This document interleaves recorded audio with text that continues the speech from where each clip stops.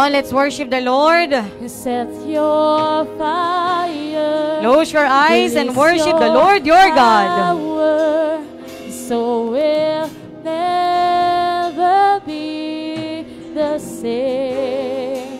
Desire for more. Come on. Desire and encounter once again.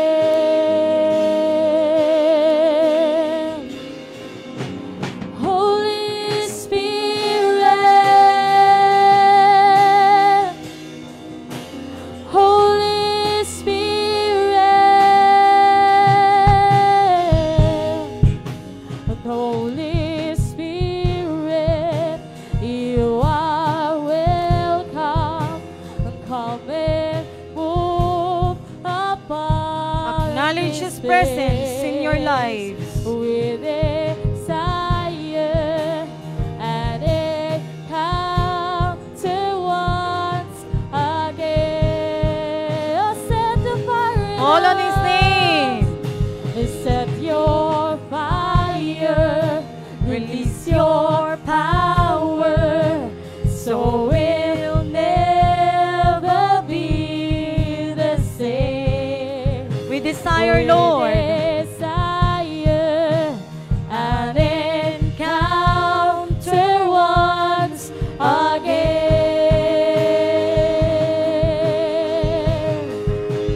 Holy Spirit, Holy Spirit, Holy Spirit, Rata sekenderebe. Holy Spirit. Rata sekeyara na ikaraba baraba hayara bahande. We Rata make sakara bahaya. way. We make Can you raise up your hands to heaven? Come on. And acknowledge His presence this time. He is with you. Have your way. He is within you. In this place. He is in this place.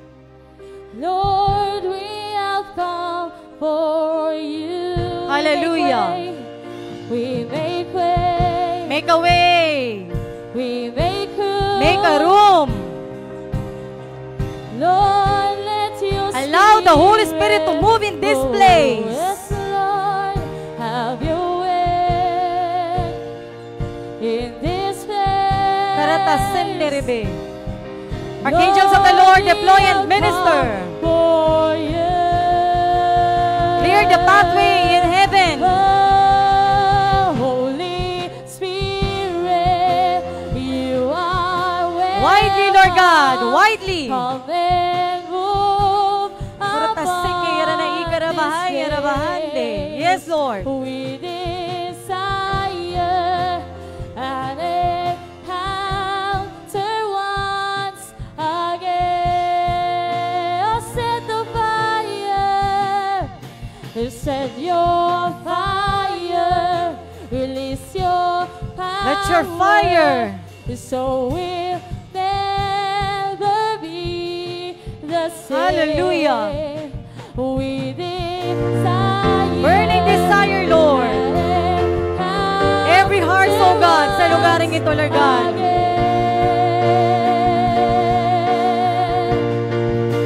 Holy Spirit.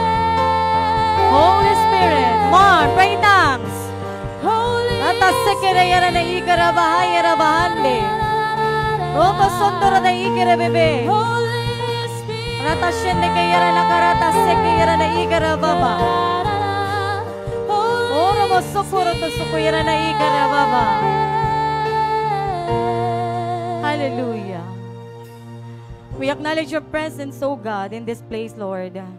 Encapsulate us once again ng iyong banal na dugo, Lord God. Hallelujah.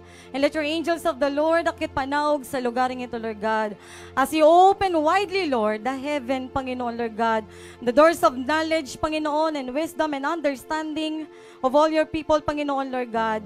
In the mighty name of Jesus. We forbid any destruction in this place, Lord God. In Jesus' mighty name, O Lord God. Hallelujah. We praise you, we adore you, Lord God. In Jesus' mighty name we pray. Amen. Pamumuhay daw po, pagkakaroon ng maayos na pamumuhay.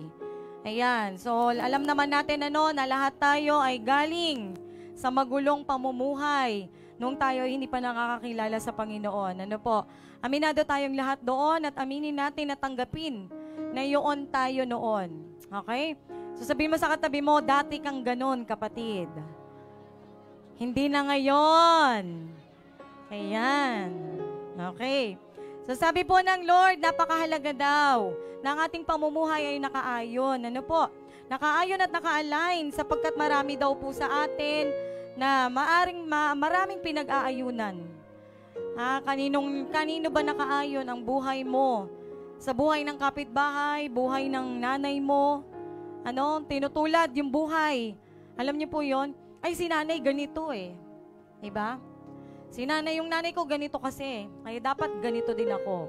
So meron tayo mga inaayunan, ginagaya, nagiging idol. Okay? Pati sa pagpapalaki po ng anak, mga nanay, meron tayong mga iniidolo. Meron tayong mga kinikilala sa ating buhay.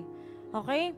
So sabi po ng Lord, kung kaya naman iba-iba ang mga nangyayari at mayroong mga pamumuhay na nauulit, meron namang buhay na umuusad, ngunit sa dulo nito ay hindi matagumpay.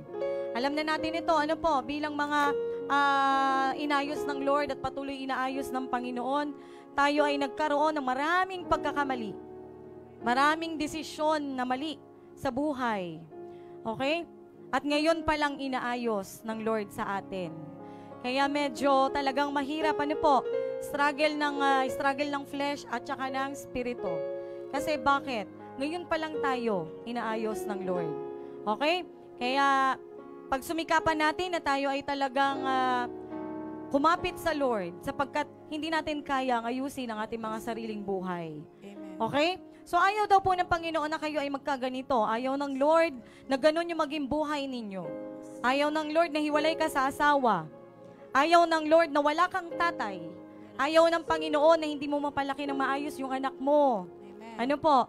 Ayaw ng Panginoon na ikaw ay papalit-palit ng boyfriend, ng girlfriend. Amen. Ha? Ayaw po ng Panginoon na kayo ay ganon. Kasi nagiging paulit-ulit lang po siya. At the same time, yung inyo pong mga kasalanan nagiging paulit-ulit. Kaya sinasabing nagkakaroon na ng kalyo. Nagkakaroon na ng kalyo sa atin. Hindi na tayo nagiging manhid na tayo sa kasalanan. Okay? So pakibasa nga po Efeso 4:22. Efeso 4:22. Iwanan ninyo ang dating pamumuhay, hubarin na ninyo ang inyong dating pagkatao na nasisira dahil sa masamang pagnanasa. Ayun. Ang dati mong pagkatao, di ba, marami kang pagnanasa, sarili mong desire. Amen. Ano ba yung mga desire na yon? Lust of the flesh, lust of the eye, and pride of life. Lagi nating iniingatan ang mga pangalan natin, tama ba? Lagi natin iniingatan yung ating anong sasabihin ng ibang tao. Ano na lang ang sasabihin nila, di ba? Ano na lang ang sasabihin nila kapag ka ganito? Pag hindi nakagraduate ang anak mo, anong sasabihin ng kapitbahay? Yes. Diba po? Maraming ganun ang tao, maraming mga restriction. Ano ang sasabihin nila kapag tayo ay walang ref? Sabihin, napakahirap na natin. Diba po? Sa mga probinsya noon, kapag may TV ka na, diba?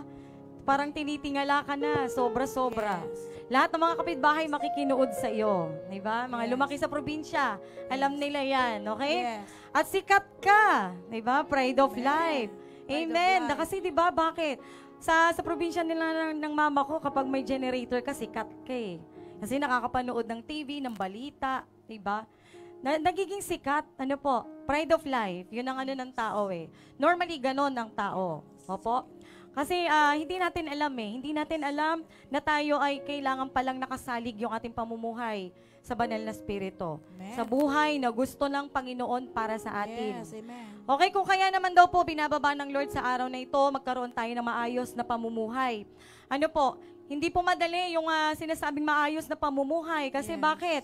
Bilang galing ka sa sirang pamumuhay, tapos aayusin, ay gaya ng sinabi ko sa mga youth kahapon, di ba? Ang isang damit na natahina, di ba? Tapos aayusin muli dahil para bakit? Mag-fit sa maliit na tao o malaki, di ba? Merong pagugupit. Yes. Di ba po? Merong pagtatahi. So sa ganong paraan, kayo po ay masusugatan talaga. Kayo po ay magkakaroon ng pruning. Tatagpasin talaga kung ano po yung hindi dapat. Yes. Okay? Amen. Kaya medyo masakit, ano? Medyo masakit yung pagtutuwid ng Lord sa atin, sa ating mga buhay. Yes. Ano, yung desire natin, di ba? Desire natin na gusto ko na talagang mag-boyfriend. Lord, gusto ko na talagang mag-boyfriend. Di ba, nasa tamang edad na ako. Karaniwan to, mga kabataan. Talagang pinagdadaanan. Ano po? Pero sa biyaya ng Lord, bibigyan ka niya ng kakayanan na ito ay mapagtagumpayan mo. Amen. Okay?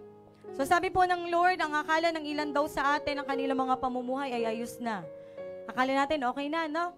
Maayos na. Okay naman ako eh. Complacent na. Hindi na masyadong nagpe-pray para umayos pa ang buhay. Okay? Kaya pagdating ng problema, nandyan na, lumulutang na yung mga problema sa pamilya, di ba? Ano ang nangyayari? Nadadapa. Natitisod. Ano ang nangyayari? Di ba? Hanggang sa ikaw ay bumitiw na sa Lord. Hanggang sa ikaw ay may mag-backslide na. Okay? Kasi hindi alam kung ano yung kalooban ng Diyos. Subalit sabi po ng Lord, bukod dito ay mayroon pang higit na dapat ninyong malaman. Okay, congratulate mo yung katabi mo. Sabi mo, congratulations. Congratulations. Meron pang higit, kapatid. Amen. Ayan. So, ang pagiging matalino daw sa ating pamumuhay, sabi ng Lord, Santiago 3:13, pakibasa po. Santiago 3:13. Sino sa inyo ang marunong at nakakaunawa? Ipakita niya ito sa pamamagitan ng wastong pamumuhay na bunga ng kapakumbabaan at karunungan. Ayun. Walang lubos na nakakaunawa. Church, wala pong lubos na nakakaunawa sa kalooban ng Diyos. Unless na ikaw ay hayaan mo na magdawal ang banal na Espiritu sa iyo, mauunawaan mo. Kasi bakit po? Siya ang nagbibigay ng pangunawa sa atin. Amen. Kaya napakahalaga na kilala ninyo ang banal na Espiritu. Kasi bakit? Siya rin na magtuturo sa iyo kung paano magiging matuwid ang pamumuhay mo. Amen. Kung paano magiging tama ang mga pananalita mo. Kung paano magiging tama ang mga desisyon mo. Kung paano maa-align sa banal na Espiritu ang lahat ng mga ginagawa mo. Amen. Okay? Nung Friday po, inalay ng Lord ang ating prayer, no? Kasi mali pala yung mga prayer natin. Meron tayong prayer na worldly muna, no? Worldly. Puro tayo worldly prayer, di ba? Mali po pala. Dapat po, dahil tayo ay Espiritu, di ba? Ang Espiritu ng Diyos ay nasa atin, mag-pray ka muna sa Espiritu. Yes. Sa Spirit muna. Kasi nauna sa Spirit. Okay? Kapag nag-pray ka sa Spirit, mapangyari sa physical. Amen. Okay? Hindi po yung, Lord, gusto ko ganito. Diba? Nagiging mali ang ating panalangin. Kaya nga sinasabi po ng Lord, diba, ang Holy Spirit din ang nagtuturo sa inyo kung paanong manalangin. Amen. Ang Holy Spirit din ang magtuturo sa inyo sa lahat ng inyong mga desisyon. Amen. Ang Holy Spirit din ang magtuturo sa inyo ng tama at mali, mga kabataan. Ano po? Amen. Okay? So sapagkat hindi po nalalaman ng bawat isa at hindi nila naoobserbahan ng bawat araw na lumilipas o oras, sa inyo ay walang nangyayari. Yung iba po, anong tawag dito, nagkakaroon na ng kaisipan na tama na, okay na, nag-armor naman ako eh. Ano? Nag-armor naman ako eh. Sa umaga, nag-armor naman ako. Built-in yung armor ko. Yabang, no? Hindi na mahuhubad. Built-in yung armor ko. Diba? Hindi na nahubad. Hindi niya alam na kapag isip siya ng hindi maganda, nawala si armor. Okay? Numinipis po ang inyong armor. Ano Yes. po? Kahit built-in po yan, biyaya ng Lord, pinakita sa atin yan. Alam niyo po yung costume ni Iron Man, daig pa po noon ng ating armor of God. Okay? At double quadruple ang kapal, napakakapal Yes. po niya. Okay? Kaya kung ikaw ang pananampalataya mo sa Lord, talagang ganoon talaga, di ba? Labanan. Laging labanan. Lumabas ka lang dito, labanan na po. Ano? Amen. Talagang nag-armor tayo kasi bakit? Advance mag-isip dapat. Yes. Diba? Kasi ang kaaway, advance yan mag-isip. Nagpaplano nga sila ng gagawin sa'yo para bukas eh. Diba? Nagpaplano sila kung paano ka mamaya titisurin. Diba? Kaka-church mo lang. Pag uwi mo, paplanuhan ka na ni Satanas. Kaya ikaw dapat advance ka rin mag-isip. Amen. Okay? Yung deliverance po, kailangan isabuhay natin siya. Yes. Ha? Akala nyo po, yung mga sinasabi namin sa inyo, isabuhay, totoo po yun. sa inyong mga tahanan, di ba? Magpasabog po kayo ng mga demonyo. Amen. Baka hindi nyo po namamalayan, nagbabasa kayo ng Biblia, tapos maya-maya may pumapasok na mga kapitbahay. Diba? Kukwentuhan kayo. Hindi nyo alam, padala na siya ni Satanas. Yes. Okay? Kaya dapat maging aware. Ano? Sabihin mo sa katabi mo, maging aware ka, kapatid. Huwag kang magpapadaya. Kapatid. Ayan. Taya. So sabi po, ang pagkakaroon daw po ng buhay na walang bunga ay isang pagkabulok. So kung walang progress yung buhay ninyo, yung buhay natin, ano po, kung walang nangyayari sa buhay natin, nagiging stagnant, nag-uumpisa daw po tayong maging bulok. Nag-uumpisa po tayo na mag-decay. Okay? Yes. When you start growing, when you stop growing, naririnig nyo kay Daddy Reb, when you stop growing, di ba, you will start decaying. Amen. Aamagin ka. Yes. Okay? So, yung mga natututunan mo sa devotion mo, yung mga Rema word, i-share mo naman. Diba? Maaari mo pong i-share yon. Kapag mayroong pumuntang tao sa iyo, ay alam mo ba, kapatid? Alam mo ba, napakasaya ko kasi ganito. Nag-devotion ako kanina. Simple lang po. Simpleng mga kwentuhan lang na ganon. Gamitin nyo yung pagiging marites. Diba? Sa mga nanay. Gamitin nyo po yung pagiging marites. Sa mga lalaki naman, di ba, yung mga kwentuhan, kung tungkol sa sasakyan ba yan? Alam niyo po, yung kahit na magbabalot, marami kayong matututunan sa kanya. Huwag po kayong pumili ng mga tao, ano po? Amen. Pero yun po, yung mga nararanasan nila, kahit ikwento nila sa inyo, batuhan niyo po sila ng mga simpleng word of God. Yung mga simpleng mga nagrema sa inyo, batuhan niyo po sila. Okay, sa ganung paraan po, hindi nyo namamalayan kayo ay nagtatanim na ng mga buto sa kanilang mga puso. Amen. Okay? So pakibasa nga po ang Santiago 3:16. Santiago 3:16, sapagkat saan man naghahari ang inggit at makasariling hangarin, naghahari din doon ang kaguluhan at lahat ng uri ng masasamang gawa. So alam nyo na, kapag meron na kayong inggit at makasariling gawa sa hangarin, alam nyo na po.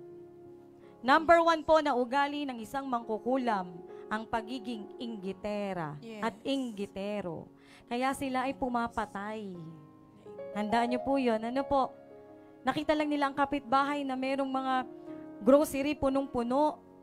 Pag nainggit na po yan. Diba? Sasakyan na yan ng mga mangkukulam. Mangkukulam pong style yon. Okay? So sabi po ng Panginoon, sapagkat walang progress, kahit ang mga nagnenegosyo o mayayamang tao ay ayaw ng ganitong bagay. So kailangan po magkaroon tayo ng desire na talagang mag-step up, mag-level up yung ating buhay. Ano po? Amen. Ha? Kung dati lagi lang tayo nag-uulam ng tuyo, dapat ngayon na Kristiyano na tayo, may fried chicken minsan. Amen. Di ba? Di ba po? Amen. Okay? So kapag medyo dati na hindi tayo nakakakilala sa Lord, di ba? Hindi ka mahilig kumain sa labas. Pero ngayon, kahit papaano, nakakatikim ka na. Di ba? Ganun ang biyaya ng Lord sa atin. Hindi po porke na sinasabi na tayo ay naglilingkod sa Lord o nasa Lord na, kailangan humble lang. Palaging tuyo, di ba? Kailangan ng mga damit mo, luma palagi. Yung kinukwento ng iba, di ba? Ang mga pastor daw na mukhang mahirap. Di ba? Mayaman ng tatay ko, bakit ako magmumukhang mahirap? Amen. Di ba? Palakpakan niyo ang Lord. Sige.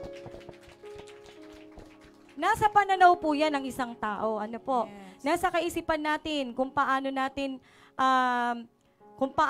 kakilala ang Diyos. Amen. Okay? So, mayaman ng tatay ko bakit ako hihingi ng ng bagay na, di ba?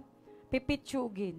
Okay? Yes. Pero wag nating aabusuhin. Ano po? Amen. Wag nating aabusuhin na withdraw tayo ng withdraw tas walang tinatanim. Ano po? Okay? So sapagkat sabi po ng Lord, mahalaga na maging produktibo ang bawat isa. Subalit binaba ng Panginoon sa inyo ibang uri ng pamumuhay. Ayan. Maging iba sa pamumuhay ninyo noon at sa pamumuhay ninyo ngayon. Okay? Amen. So ang gusto po ng Lord, progressive ha. Kapag sinabing progressive, may nangyayari. Merong pagle-level up. Naaayos. Ano po? Even yung mga pananamit natin, naaayos po yan. Amen. Okay, biyaya ng Lord. Tinuturuan kayong manamit. Tinuturuan tayo ng Holy Spirit. Ano po? Even yung mga ating ginagawa sa pang-araw-araw, itinuturo po yan ng Banal na Espiritu sa atin. Okay? So sabi po ng Lord, ang mga pamumuhay daw po natin ngayon, inaayos ng Panginoon ang inyong kaisipan, puso, at ito ay dapat na i-align sa banal na spirito at hindi dapat gulo-gulo. Okay? Hindi daw po dapat paiba-iba. Kung kaya't marumi ang pamumuhay dahil magulo ang loob nito. So sabi po sa 1 Peter 1:14, pakibasa po. 1 Peter 1:14. Bilang masunuring mga anak, huwag kayong umayon sa masasamang pagnanasa tulad ng ginagawa ninyo noong kayo'y wala pang tunay na pagkaunawa. So wag pong makiayon po sa masasamang pagnanasa. Ano ba yung mga masasamang pagnanasa na yan? Ano ba yung mga hindi karapat-dapat at hindi nakakalugod sa Lord na pagnanasa? Ano po? Lord, gusto ko po ng bag. Pero gusto ko po sana, Lord, Hermes. Diba? Mga sobra-sobrang hingi, alam niyo po yon. Mga sobra-sobrang to the extent na parang magyayabang ka na. Hindi ho pwede yung ganun sa Lord. Kailangan nandoon pa rin yung humility sa atin. Okay? Nagkakaloob naman po ang Panginoon. Nagkakaloob naman po. Lalo na kung kayo po ay naglilingkod sa Lord. Yes. Bine-bless po tayo ng Panginoon. Amen. Okay? Lord, malapit na birthday ko. Gusto ko po ng lechon. Diba? Amen. Pero para sabihin lang na may lechon ka sa birthday mo, ganun ang motibo mo, wag naman. Diba? Lord, kasi yung lechon na yun, dadalhin ko po sa church. Diba? Magdidiwang po kami sa church. Magsasayawan kami. Oh. Diba? Ganon po dapat ang ating maging motibo. Okay? Kasi bakit po? Hindi lang ikaw ang ibibless ng Lord. Pag ganon po, nagiging mas malawak yung inyong pananaw. Naging mas naka-align sa banal na spirito ang ating mga isipan. Ano po? Hindi nagiging makasarili. Ha? Sino ba may birthday ng mga December dyan? Baka naman. Baka naman, happy birthday. Okay, so sapagkat sabi daw po ng Lord, napakahalaga na magkaroon tayo ng maayos na pamumuhay. Ano po? Sapagkat dito daw po tayo lalago. Tito Mayok, sige, tingnan mo kung sino. Sisingilin natin sila. Sapagkat sabi po ng Lord, dito tayo lalago. Diyan po tayo lalago. Diyan tayo maaayos ang pamumuhay natin. Diyan kumbaga parang glory to glory, kaya nga sinasabi, glory to glory, naaayos. Ano po? Glory to glory. At dito kayo natututo, dito kayo magkakaroon ng buhay na sagana at kasiya-siya. Amen. Pag sinabi pong prosperity, di ba yung susi na binibigay sa atin ng Lord? Pag sinabing prosperity, huwag kayong magtulad sa sa kaisipan ng mundo, di ba? Pag prosperity, maraming pera. Di ba po? Normally, ganon. Kapag sinabi prosperity, oh, I'm prosperous. Diba? Sobra-sobrang pera. Maraming pera. Hihiga sa pera. Puro pera. Diba? Sa huli, anong nangyari? Opera. Diba? May sakit na pala. Yun pala yung purpose ng pera. Opera. Okay? Diba? Ang tunay pong prosperity, buhay na sagana, ay wala kang kakulangan. Sa kahit na anong bagay, wala kang kakulangan. Amen. Sapat palagi. Sapat palagi ang binibigay ng Lord sa inyo. Ganun po ang tunay na prosperity. Ha? Hindi po yung prosperity na marami kang ang pera, marami kang pera, pero ang dami mong kaaway. Diba? Kasi bakit? Marami kang pera, may humingi sa iyo ng tulong, naging madamot na. Okay? So mali po yun. Maling pamumuhay. Ang gusto ng Lord, love your neighbor. Amen. Diba? Ang sabi ng Lord, love your neighbor. Yes. So nagkapera ka ngayon. Diba? Ganun po ang pagkilos ng Panginoon sa ating buhay. So, pakibasa nga po Kawikaan 3:21-22. Kawikaan 3:21-22, aking anak, karunungan at hinahon ay huwag mong iwawala. Huwag babayaang makaalpas sa isipan at gunita. Pagkat dulot nito ay masagana at marangal na pamumuhay. Ayun.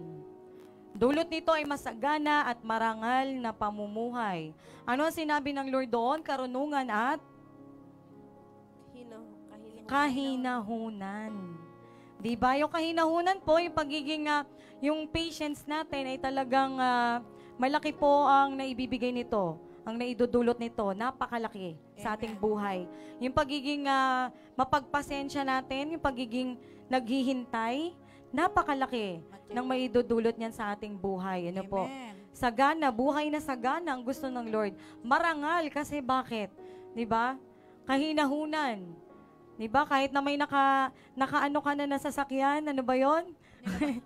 Meron ka nang nakabangga na sasakyan, ano sinabi sa iyo? Mayabang ka ba? Oo, ay, Ano sagot? Oo ba? Di ba? pasensya na. Manatili ang kahinahunan. Amen. Okay? Ang labanan po ngayon, alam nyo, ay talagang pagpapasensya. Yes. Yun ang pinaka-weapon na kailangan po nating dala-dala lagi sa buhay natin. Ano? Bakit maraming nababaril? Mga road rage, di ba? Kasi bakit? Walang kahinahunan. Walang pagpapasensya. Amen. Di ba? Walang pagpapasensya. Lalo na po ngayon, binibidyo pa, di ba? Mukhang mahirap. Di ba? Mayaman ng tatay ko, bakit ako magmumukhang mahirap? Amen. Di ba? Nalakpakan niyo ang Lord. Sige. Nasa pananaw po yan ng isang tao. Ano po? Yes. Nasa kaisipan natin kung paano natin kakilala ang Diyos. Amen. Okay? So, mayaman ng tatay ko eh. Bakit ako hihingi ng ng bagay na, di ba? Pipitsugin. Okay? Pero wag nating aabusuhin. Ano po? Amen. Wag nating aabusuhin na withdraw tayo ng withdraw tapos walang tinatanim. Ano po? Okay? So sapagkat sabi po ng Lord, mahalaga na maging produktibo ang bawat isa. Subalit binaba ng Panginoon sa inyo ibang uri ng pamumuhay. Ayan. Maging iba sa pamumuhay ninyo noon at sa pamumuhay ninyo ngayon. Okay? Amen. So ang gusto po ng Lord, progressive ha. Kapag sinabing progressive, may nangyayari. Merong pagle-level up. Diba? Naaayos. Ano po? Even yung mga pananamit natin, naaayos po yan. Amen. Okay, biyaya ng Lord. Tinuturuan kayong manamit. Tinuturuan tayo ng Holy Spirit. Ano po? Even yung mga ating ginagawa sa pang-araw-araw, itinuturo po yan ng Banal na Espiritu sa atin. Okay? So sabi po ng Lord, ang mga pamumuhay daw po natin ngayon, inaayos ng Panginoon ang inyong kaisipan, puso, at ito ay dapat na i-align sa Banal na Espiritu at hindi dapat gulo-gulo. Okay? Hindi daw po dapat paiba-iba. Kung kaya't marumi ang pamumuhay dahil magulo ang loob nito. So sabi po sa 1 Peter 1:14, pakibasa po. 1 Peter 1:14. Bilang masunuring mga anak, huwag kayong umayon sa masasamang pagnanasa tulad ng ginagawa ninyo noong kayo'y wala pang tunay na pagkaunawa. So wag po makiayon nyo po sa masasamang pagnanasa. Ano ba yung mga masasamang pagnanasa na yan? Ano ba yung mga hindi karapat-dapat at hindi nakakalugod sa Lord na pagnanasa? Ano po? Lord, gusto ko po ng bag. Pero gusto ko po sana, Lord, Hermes. Diba? Mga sobra-sobrang hingi, alam nyo po yon. Mga sobra-sobrang to the extent na parang magyayabang ka na.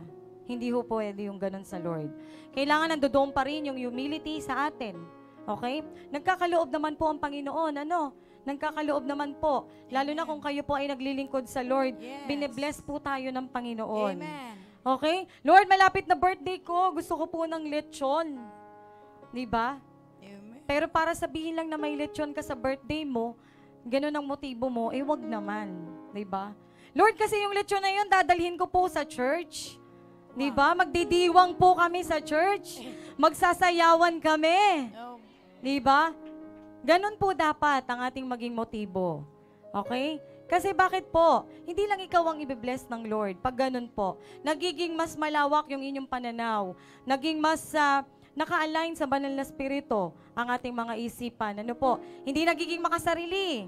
Ha? Sino ba may birthday ng mga December dyan? Baka naman. Baka naman. Happy birthday. Okay, so sapagkat sabi daw po ng Lord, napakahalaga na magkaroon tayo ng maayos na pamumuhay. Ano po? Sapagkat dito daw po tayo lalago. Tito Mayok, sige, tingnan mo kung sino. Sisingilin natin sila. Sapagkat sabi po ng Lord, dito tayo lalago. Ano? Diyan po tayo lalago. Diyan tayo maaayos ang pamumuhay natin. Diyan kumbaga parang glory to glory. Kaya nga sinasabi, glory to glory, naaayos. Ano po? Glory to glory. At dito kayo natututo, dito kayo magkakaroon ng buhay na sagana at kasiyasiya. amen. Pag sinabi pong prosperity, di ba yung susi na binibigay sa atin ng Lord? Pag sinabing prosperity, huwag kayong magtulad sa sa kaisipan ng mundo, di ba? Pag prosperity, maraming pera. Di ba po? Normally, ganon. Kapag sinabi prosperity, oh, I'm prosperous. Di ba? Sobra-sobrang pera. Maraming pera. Hihiga sa pera. Puro pera. Di ba? Sa huli, anong nangyari? Opera. Di ba? May sakit na pala. Yun pala yung purpose ng pera. Opera. Okay? Diba? Ang tunay pong prosperity, buhay na sagana, ay wala kang kakulangan. Sa kahit na anong bagay, wala kang kakulangan. Amen. Sapat palagi. Sapat palagi ang binibigay ng Lord sa inyo. Ganun po ang tunay na prosperity. Ha? Hindi po yung prosperity na marami kang ang pera, marami kang pera, pero ang dami mong kaaway. Diba? Kasi bakit? Marami kang pera, may humingi sa iyo ng tulong. Naging madamot na. Okay? So mali po yun. Maling pamumuhay. Ang gusto ng Lord, love your neighbor. Amen. Diba? Ang sabi ng Lord, love your neighbor. So nagkapera ka ngayon. Diba? Ganun po ang pagkilos ng Panginoon sa ating buhay. So, pakibasa nga po Kawikaan 3:21 to 22. Kawikaan 3:21 to 22, aking anak, karunungan at hinahon ay huwag mong iwawala, huwag babayaang makaalpas sa isipan at gunita, pagkat dulot nito ay masagana at marangal na pamumuhay. Ayun. Dulot nito ay masagana at marangal na pamumuhay. Ano ang sinabi ng Lord doon? Karunungan at kahinahunan. Diba? Yung kahinahunan po, yung pagiging, yung patience natin ay talagang malaki po ang naibibigay nito, ang naidudulot nito, napakalaki sa ating buhay. Yung pagiging mapagpasensya natin, yung pagiging naghihintay, napakalaki ng maidudulot niyan sa ating buhay. Po? Sagana, buhay na sagana ang gusto ng Lord. Marangal kasi bakit? Diba? Kahinahunan. Diba? Kahit na may nakaano ka na sasakyan, ano ba yon? Meron ka nang nakabangga na sasakyan, ano sinabi sa iyo? Mayabang ka ba? Oo. Ano sagot? Oo ba? Diba? Pasensya na. Manatili ang kahinahunan. Amen. Okay? Ang labanan po ngayon, alam nyo, ay talagang pagpapasensya. Yes. Yun ang pinaka-weapon na kailangan po nating dala-dala lagi sa buhay natin. Bakit maraming nababaril? Mga road rage, di ba? Kasi bakit? Walang kahinahunan. Walang pagpapasensya. Amen. Di ba?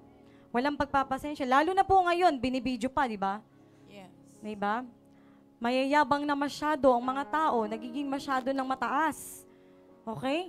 Nagkaroon lang ng kotse, akala mo, may-ari na ng kalsada.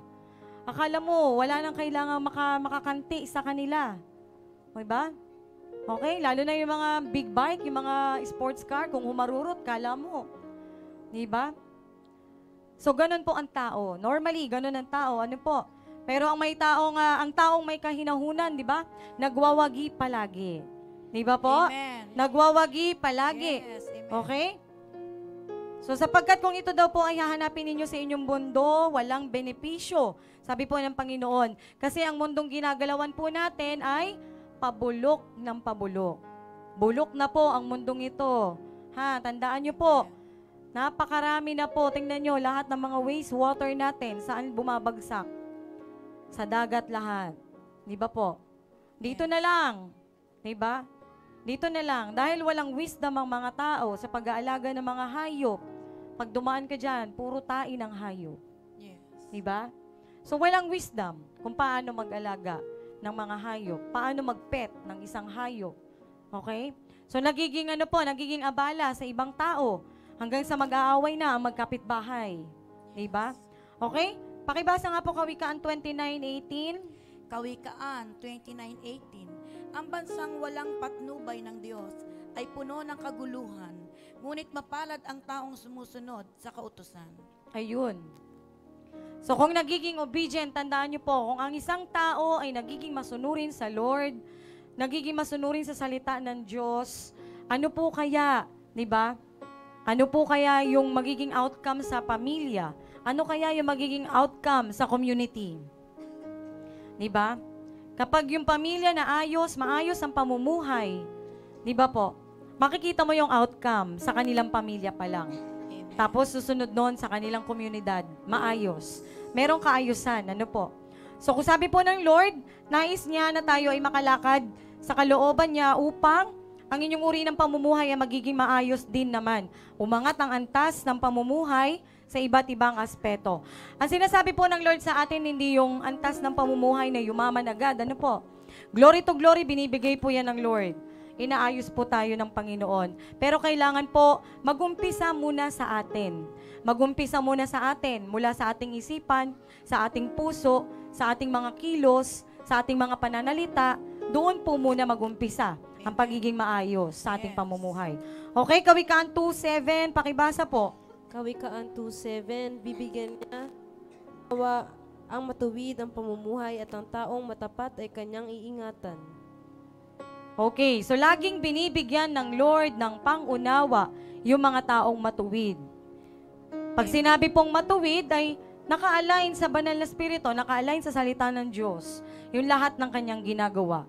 Ay sabi sa Word of God, huwag ka nang magsinungaling sa sinabi sa Efeso kanina, di ba? Huwag ka nang maglalasing. Amen. Di ba?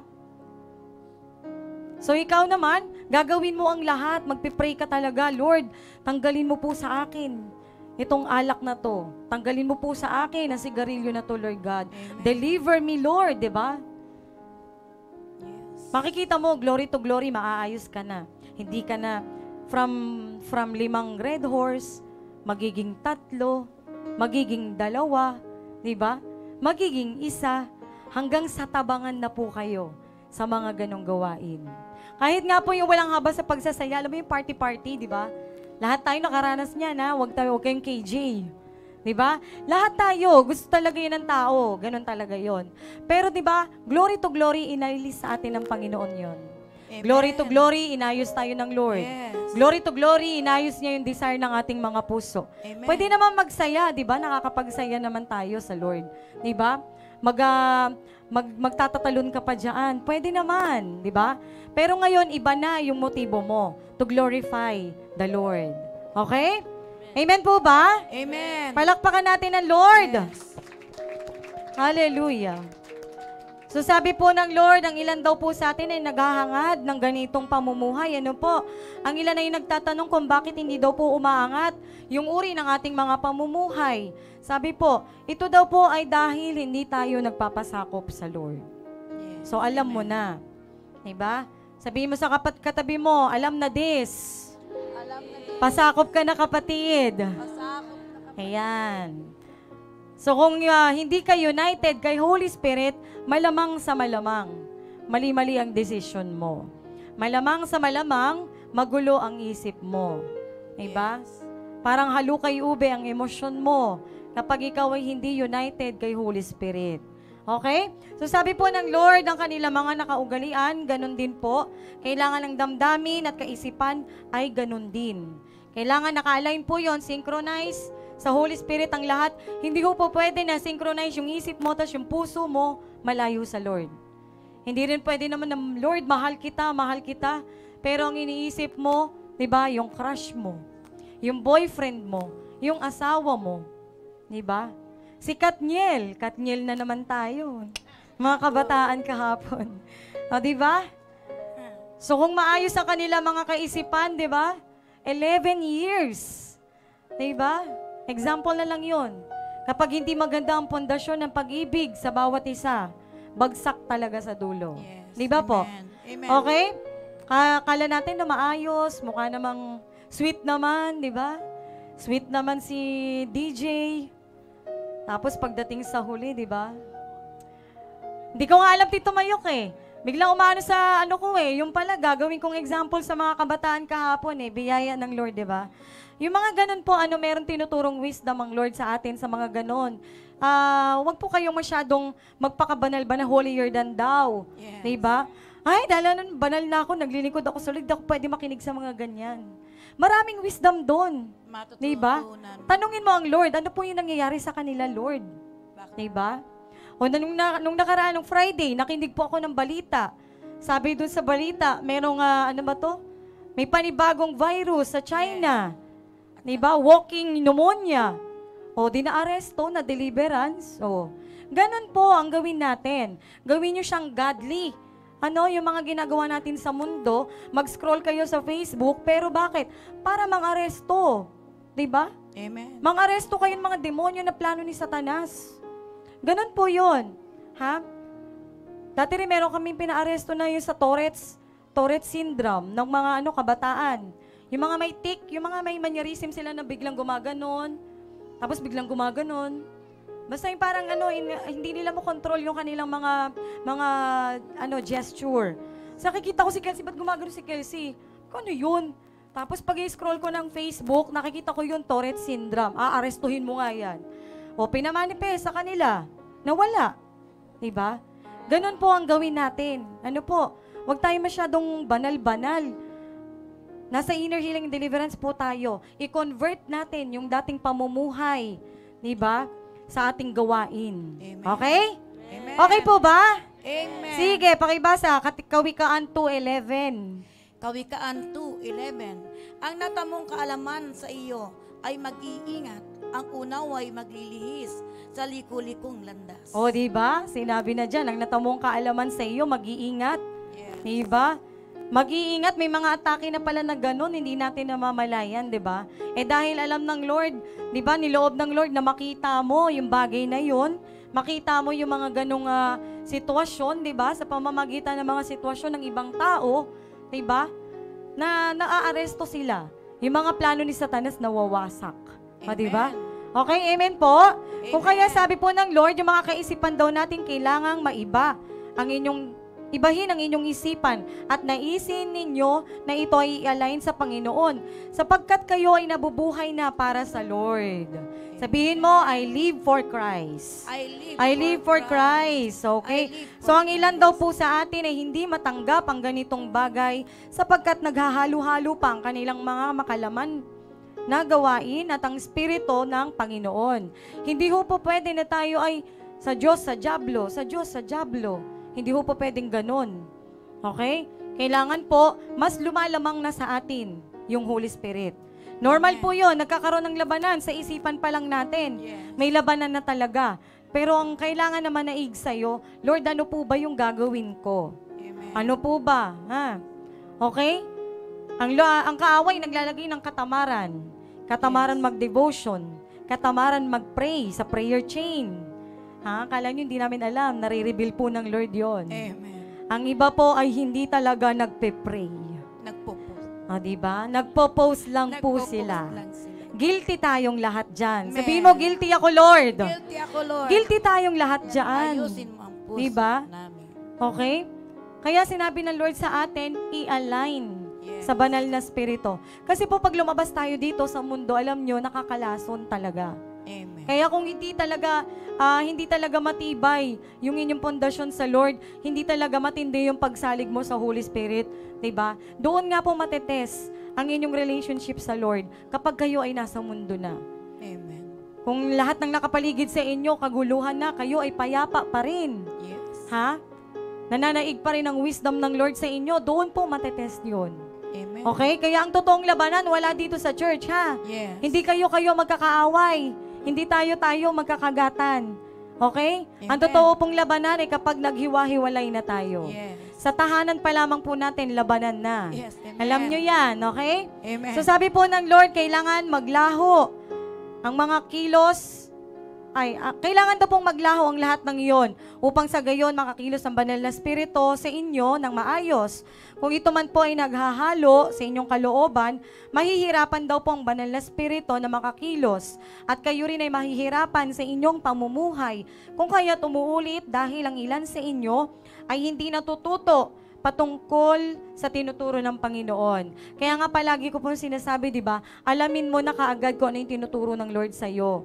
Kapag nasa struggle ka, nag-i-struggle ka, Yes. huwag ka nang makipaglaban. Di ba? Amen. Supilin mo na yung sarili mo kaagad. Supilin mo na yung kalooban mo, yung emosyon mo, yung isipan mo. Supilin mo na kaagad. Amen. Okay? Diba? Sabi ni Pablo, diba? Mas madali pang sumakop ng isang bayan kaysa supilin ang sarili. Dapat tayo ngayon ay meron na tayo sa inner healing and deliverance, diba? Kahit papaano kailangan nasusupil mo na. Amen. Dapat nandoon na tayo sa level na kahit papaano, Lord, nare-resist ko na. Okay? Amen. Hindi naman tayo hindi tayo manhid. Ano po? Nakakaramdam pa rin tayo ng mga last of the eye, pride of life, nagsisinungaling. Meron pa rin. Yes. Diba? Meron pa rin po. Pero sa biyaya ng Lord, tinutulungan niya tayo. Nakukonvict tayo agad. Diba? Nakakahingi tayo kaagad ng tawad sa Amen. Panginoon. Galatians 5:16, pakibasa po. Galatians 5:16, sinasabi ko sa inyo, mamuhay kayo ayon sa Espiritu at hindi ninyo pagbibigyan ng mga pagnanasa ng laman. Amen. Okay, so wag natin bigyan ng ating mga laman, di ba? Pagnanasa. Kailangan kahit papaano ay napapatay na yung desire ng flesh. Okay? Sige nga, itaas mo nga yung kamay mo sa ulo mo. Lord, I declare the fire of God. I declare Come the on, fire declare. of God. Lord, I declare the fire of God I declare the fire of God to destroy to destroy any desire of my flesh. any desire of my Ayan. So, kailangan i-pray nyo yan. Ano po? Lahat ng mga pagnanasa ng aking sarili. Lord, ang lahat ng mga pagnanasa, makasariling pagnanasa. Yes. Ha? Makalaman. Command the angel of the Lord. I command the angel of the Lord ni Kayo. Yes. Di ba? Pag sa isipan, meron kayong mga pagnanasa sa isipan. Sa puso. Sino sa puso? Archangel of the Lord, Jeremiah. Okay? Lord, tupukin ang apoy ng Diyos ang lahat ng mga desire na to. I-deliverance nyo kaagad ang inyong mga sarili. Tulungan nyo ang inyong mga sarili. Ano po? Amen. Kawikaan 16:2. Pakibasa. Kawikaan 16:2. Ang akala ng tao ay tama ang kanyang kilos, ngunit sa tunay niyang layon, si Yahweh ang nagkakatalos. Ayun. So marami po tayong desire, marami tayong mga pagnanasa na akala natin mukhang tama. Akala natin para siya sa ikakabuti natin. Maraming ganon. Ano po? Even yung word of God, tinutuwis po yan ni Satan para dayain kayo. Para dayain tayo. Ano po? Pero kung ikaw ay talagang yung kilalang kilala mo ang banal na spirito kung paano mangusap sa iyo, hindi ka madadaya ng kaaway. Amen. Okay? So doon pa lang nga po, i-deliverance yun na. I destroy all deceiving spirit, lying spirit, manipulating spirit. Amen. Diba? Ewan ko na lang kung may puwang pa si Satanas. Diba? Lord, I destroy any demonic advice in Jesus' mighty name. Maraming maraming mga, anong tawag dito? Maraming mga opinion ng tao, maraming kuro-kuro.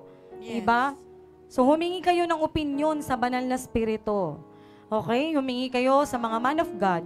Humingi kayo ng prayer o kaya mga counseling. Okay? Biyaya nga ng Lord, meron na tayong ganun dito sa church eh. Hindi na kayo lalayo. Amen. Diba? Okay? So sabi po, ipanalangin nyo po na ang lahat sa inyo ay mabuo sapagkat ang ilan ay tinatanggap na basta ang kanilang pamumuhay. Tinatanggap lang natin basta yung ating pamumuhay. Okay ka na dyan. Diba? Yung kanina na pag-pray, yung mga nasa harapan kanina, huwag kayong maging complacent. Huwag kayong makontento. Pag para sa Lord, huwag kayong makontento. Amen. Kasi ang Diyos nyo ay unlimited. Amen. Diba? Pero kailangan yung motibo natin, pakaayos muna. Okay? Ang puso natin, maging maayos muna. Amen. Lalo tayong maghangad ng para sa Lord. Okay? Amen. Okay po ba? Amen. Amen. Okay? So sabi po ang ilan ay nagpapatuloy sa mundong ito, bagamat alam nila na wala itong dulot. Kahit alam na natin na hindi naman talaga siya tama, kahit alam natin na yung mga desisyon natin mali, sige pa rin tayo. Okay? Sa huli, kapag mali na yung desisyon at napahamak na, saka magpapapray. Yes. Diba? Kailangan po mauna yung prayer. Kailangan mauna po yung, o kaya sa every Sunday, after ng ating service, meron tayong deliverance. Kung meron kayong mga hakbangin sa buhay, diba, idulog muna natin sa Lord. Pray muna natin. Amen. Okay? So sabi po ng Panginoon, ipanalangin na mabuksan ang isipan ng bawat isa, ang mga mata ng kanilang mga puso, ang kaunawaan ng bawat isa, upang maunawaan nila na ang buhay nila ay mahalaga sa Panginoon at ito ay kailangang ayusin at ipaayos sa Lord. Sa gayon daw po, mangyayari sa kanila, hinaharap sa kanilang hinaharap, maiaayos at maihahanda na. Kaya nga sinasabi ng Lord, di ba, handa na ang future mo. Amen. Handa na yung ating kinabukasan. Yes. Yung mga batang yan, yung mga naglilingkod, nagpapagamit sa Lord, handa na ang kanilang mga future. Amen. Okay? So dapat po, align palagi. Bagamat sabi po ng Panginoon, lahat kayo ay may mga sariling desisyon. Meron pa rin pong kakayahan pumili ang tao, yung free will natin. Okay? So dahil binigyan kayo ng kakayanan ng Diyos na ito. So balit, wag daw po nating abusuhin ang kalayaan. Wag nating abusuhin yung kalayaan natin na Amen. porke nasa deliverance tayo, okay lang magmura ng magmura. Ha? Porke nasa deliverance tayo, alam ko naman paano magpalinis eh. Okay lang yan, mangka-curse ka na. Diba? Deklara ka ng deklara. Diba? Wag ganon. Sabi mo sa katabi mo, wag ganon. Wag ganun. Wag ganon. Okay? So bahagi yun ng pagpapaayos ng ating pamumuhay, tayo muna. Okay? Amen. So sabi po ng Lord, wag po natin itong gamitin para gumawa ng kahalayan. Ha? Kahalayan sa isip, kahalayan sa salita, kahalayan sa gawa. Okay? So kailangan po mamuhay sa inyo.